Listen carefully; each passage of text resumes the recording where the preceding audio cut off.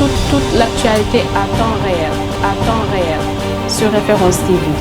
Référence TV, la chaîne de l'innovation.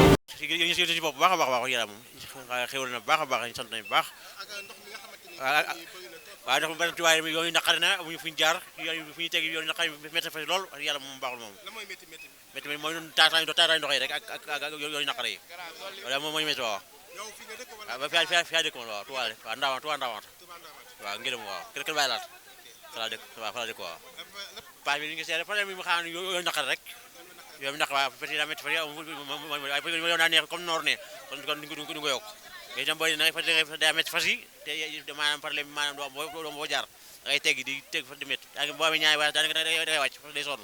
bu dee yoon wi neex moom da ngay yeb ba fanaan ba sëppet di sa 100 francs mais nawet bi yoon wi neexut te bàyyi boo amee ñetti waay safa sonn nga dem teggi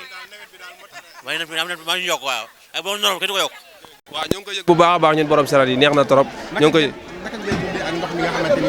waaw ndox mi wax dëgg yàlla moom métti na trop métti na ci fas yi métti na aussi ci man ñun ñu koy dawal sax dafa métti si ñun parce que yenn saa yi sa barankaar day damm mu xaw a métti yenn saa yi nga paan ci biir ndox mi yëpp a ngi ci biir métti na daal en tout cas métti na trop waaw ñu ngi kontaan ci yéen bu baax a baax yéen ñi nga xam ni yéen a ñuy kii jël ñu en direct xam nga ñu ngi kontaan ci yéen bu baax a baax di wax ne affaire ndox mi moo tax ngeen yokk paas bi wala